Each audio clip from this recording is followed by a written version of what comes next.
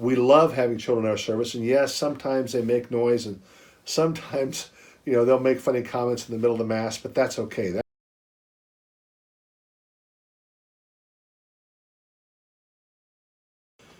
One of the things that people ask a lot is, who is welcome at the ordinary at Mass? Well, the answer in some ways is similar to the question of who's welcome at a Catholic Mass. All are welcome to a Catholic Mass. Christ prayed for unity in the Garden of Gethsemane. He wept for unity. So we all pray that all of us will go back to being one church as we were for 1,500 years.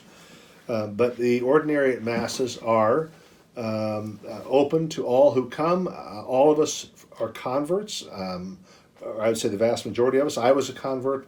My wife is a convert. Many people in our Masses are converts.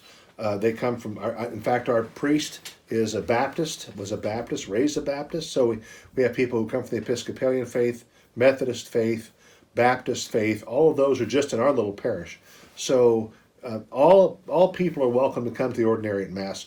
Also, regular, cradle Catholics who normally attend another Catholic church, they are most certainly welcome to come to an ordinary at Mass, and that meets their Sunday obligation to attend a Mass.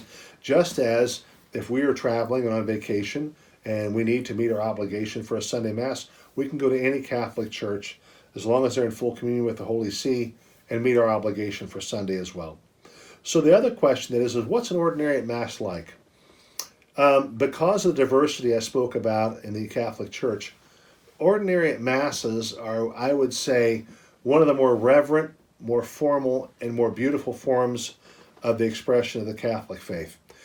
We typically have incense and bells, and we have a very beautiful sung services. We have evensong that's sung. We have a schola that sings beautiful hymns along with us. So it's a very beautiful and reverent form of the expression of worship. And I think that people who are looking to, in fact, worship with the priest, not just observe the priest's worship, but worship with the priest, participate completely in fully worshiping God and Christ, they would love the ordinary at Mass. It's a very beautiful, reverent form of worship that we all participate in with the priest, that everyone is welcome to come into. One of the questions that comes up frequently, because our worship service is very respectful and reverent, a lot of people feel uncomfortable with the question of should I bring my little kids?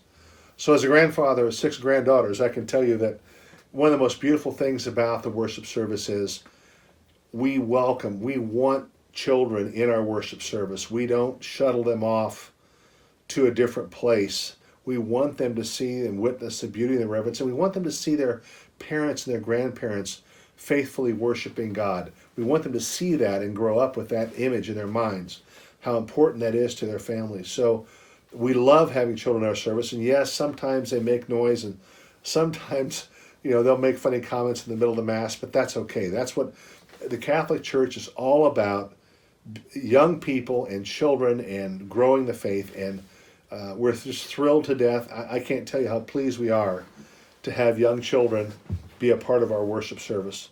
We also, as a form of development, like to have different forms of developing for adults. We do have Bible studies. We also have an evensong service, which is very unique to some people in the Catholic faith.